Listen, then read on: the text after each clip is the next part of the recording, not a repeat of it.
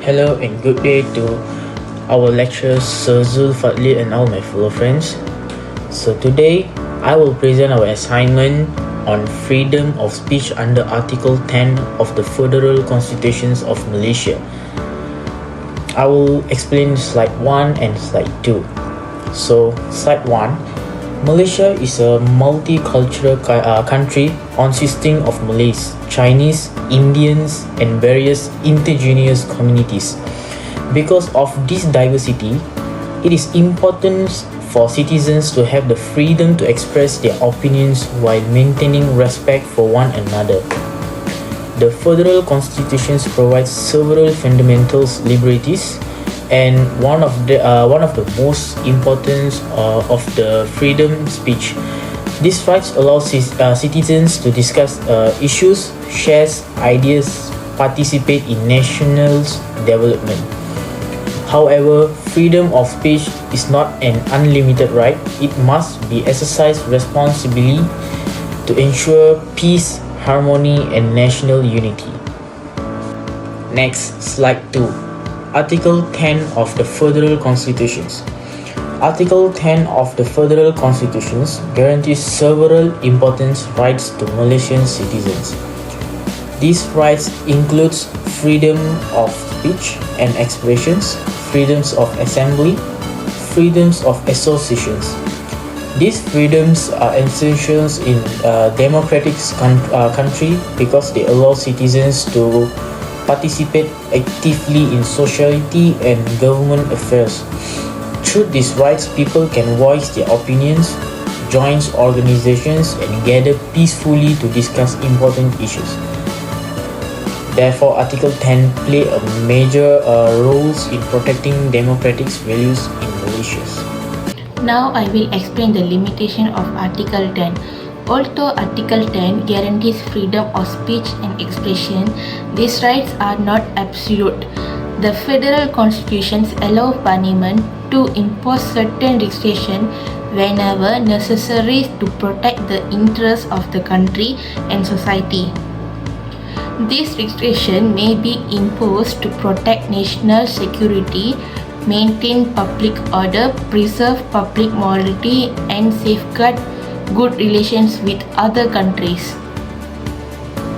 For example, speech that encourages violence, promotes haters, or creates social unrest may be restricted under nation's law. Such measures help prevent situations that could endanger peace and stability. Therefore, while citizens have the right to express their opinions freely, they must also consider the impact of their words on others. Freedom and responsibility must always go hand in hand. Next, I will discuss some issues related to freedom of speech in Malaysia. One of the major issues is the extent of law that regulate public expression. Example include the Sedition Act and the Communication and Multimedia Act. These laws regulate speech involving sensitive matters such as race, religion, and the royal institution. The purpose of these laws is to maintain harmony amongst Malaysia's diverse communities and prevent conflict that could arise from sensitive discussion. However, some people believe that this restriction may discourage citizens from expressing their opinions openly because they fear legal consequences as a result. Public discussion on certain topics may become limited. Another significant challenge is the rapid growth of social media. Today, information can spread instantly through platforms such as Facebook, Instagram, TikTok, and Twitter.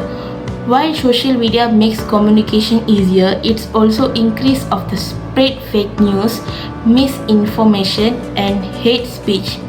These problems can create confusion, misunderstanding, and conflict within society.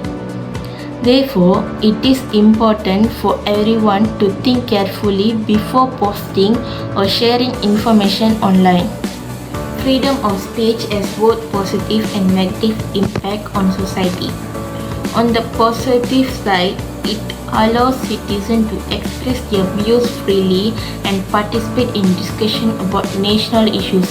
It also promotes transparency and accountability because people can question decisions, raise concerns, and suggest improvements.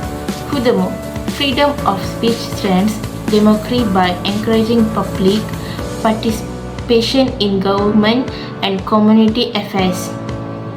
However, misuse of freedom of speech can have negative consequences. For example, spreading false information, sharing offensive content, or promoting hate speech can damage relationships between different ethnic and religious groups. Such action may create tension, misunderstandings, and social conflict, which could threaten national unity. Therefore, citizens should use this freedom responsibly, ethically, and respectfully so that it benefits society while maintaining peace and harmony. Slide 6. Legal protection. Malaysia provides legal protection for freedom of speech through Article 10 of the Federal Constitution. This protection ensures that citizens can express their opinions and participate in public discussions. At the same time, laws such as the Communications and Multimedia Act help regulate misuse of this freedom. In addition, the courts play an important role by reviewing cases involving freedom of expression. This helps ensure that citizens' rights that protect while maintaining public peace and security. The legal system therefore aims to balance individual freedom with the interests of society. Slide 7. Conclusion. In conclusion, freedom of speech is one of the most important rights guaranteed under Article 10 of the Federal Constitution. It allows citizens to share ideas, participate in discussion, and contribute to the development of the nation. However, this freedom comes with responsibilities. To maintain harmony in a multicultural society like Malaysia, freedom of speech must be exercised wisely and respectfully. Legal protections and reasonable restrictions help ensure that this right benefits society without threatening peace and stability. Freedom of speech in Malaysia is protected under Article 10, Clause 1, Subclause A of the Federal Constitution. This provision gives Malaysian citizens the right to express their opinions freely, which is an important element of a democratic society. It allows individuals to share ideas, voice concerns, and participate in public discussions without fear. However, the freedom of speech in Malaysia is not absolute. Article 10, Clause 2 allows Parliament to impose reasonable restrictions on this right. These restrictions are justified on the grounds such as national security, public order, morality, and the protection of friendly relations with other countries. This shows that Constitution attempts to balance individual rights with national interests. In practice, freedom of speech is further regulated by several laws. These include the Sedition Act, 1948 and Section 233 of the Communication and Multimedia Act in 1998, which governs online speech. These laws are often used in cases involving social media posts, comments, or online content that is considered offensive or harmful. In the case of Sivarasa Rahasya and Badan Peguan, Malaysia, the federal code emphasized that any restrictions on freedom of speech must be reasonable and proportionate. This case highlights the role of judiciary in ensuring that limitations imposed by the government do not go beyond what is necessary. In recent years, we have been increasing investigations related to social media content. While these actions aim to prevent hate speech and misinformation. They have also raised public concerns that many believe excessive enforcement may discourage open discussion and limit democratic participation among citizens. In conclusion, although freedom of speech is constitutionally protected in Malaysia, it faces significant limitations in practice. To improve this situation, laws should be clearly defined and applied fairly. Strong judicial oversight is necessary to ensure that freedom of speech is protected while maintaining public order. This balance is essential for a healthy democratic society. The right of freedom of speech is protected under Article 10, Clause 1, Subclause A of the Federal Constitution, which clearly states that every citizen has the right to freedom of speech and expression. However, under Article 10, Clause 2, Parliament can impose reasonable restrictions in the interest of national security, public order, morality, and for protecting parliamentary privileges, court orders, and more. Although the Constitution provides this right, there are several laws that restrict it. The Sedition Act 1948 makes it a crime to speak or publish anything considered seditious, especially against the monarchy or government. The Printing Presses and Publications Act 1984 gives the Home Ministry power to grant and revoke publishing permits. And the Communication and Multimedia Act 1998 has been used to monitor and control content, especially criticism on social media. Malaysian courts have played a significant role in interpreting this right. In Public Prosecutor versus Pong Chan Chung, the court affirmed that freedom of speech is not absolute and can be restricted to protect public interest.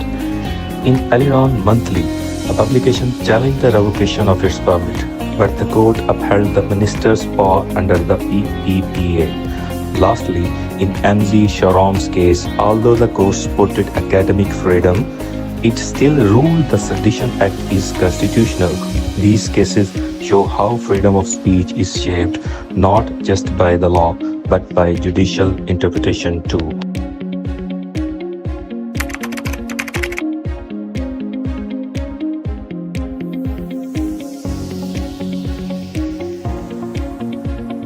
Let's look at how this affects real people. Political cartoonist Zonar has been charged multiple times for his satirical work under the Sedition Act. Activists, journalists, and even ordinary citizens have faced action for what they post online. This raises an important concern. Is the right to free speech truly meaningful if it can be restricted so easily?